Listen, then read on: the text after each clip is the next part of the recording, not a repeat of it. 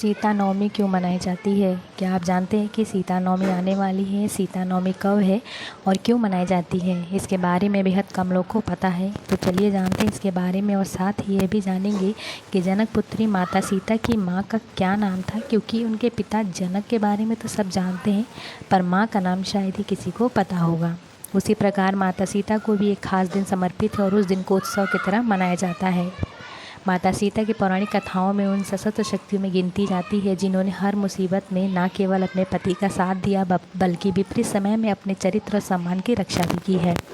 उनकी महिमा के कारण ही भगवान राम से पहले उनका नाम लिया जाता था। जिस प्रकार भगवान राम को कोई शुभ अवसर समर्पित है, उसी प्रकार माता सीता को भी एक खास दिन समर्पित है और उस दिन को उत्सव की तरह मनाया जाता है, और वह है सीता नवमी।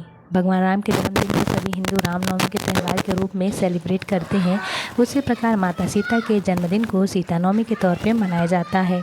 कब है सीता नवमी और क्या है इस दिन का महत्व?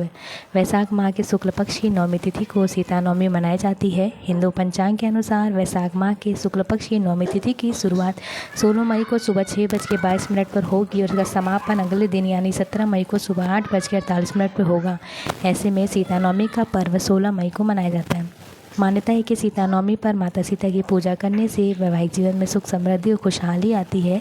महिला सीता माता को सहनशीलता, प्रतिबद्धता और पवित्रता के रूप में देखते हुए उन्हें आदर्श मानते हुए इस दिन पति की दीर्घायु के लिए व्रत भी करती हैं। इस दिन माँ लक्ष्मी की पूजा करने से भी विशेष लाभ प्राप्त होता है।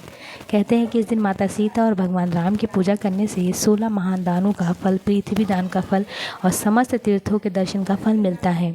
माता सीता की पूजा में सुहाग और श्रृंगार का सामान चढ़ाया जाता है। पूजा करते समय ओम श्री सीताय नमः मंत्र का जाप भी किया जाता है। क्या है सीता जी के माँ का नाम?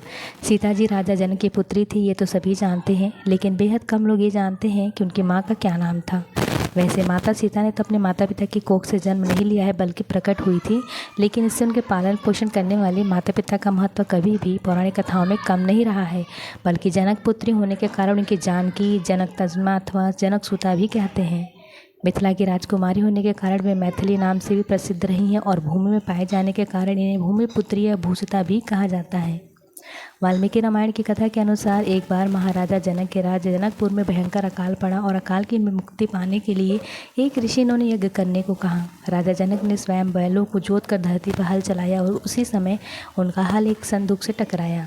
जब राजा जनक उस संदूक को खोलते हैं तो उनमें अंदर शिशु रूप में कन्या मिलती है। यह माता सीता थी। माता सीता के मिलते ही मिथिला राज्य के सभी संकट दूर हो गए। राजा जनक उस कन्या को अपनी पत्नी सुनैना के पास ले गए। सुनैना अत्यंत सीधी साधी, धर्मपरायण और उदार महिला थी। महर्षि ज्ञानवल्क्य के सलाह और विधि विधान के बाद राजा जनक और रानी सुनैना ने माता सीता को अपनी पुत्री के रूप में गोद ले लिया और उनका भरण पोषण करने लगे।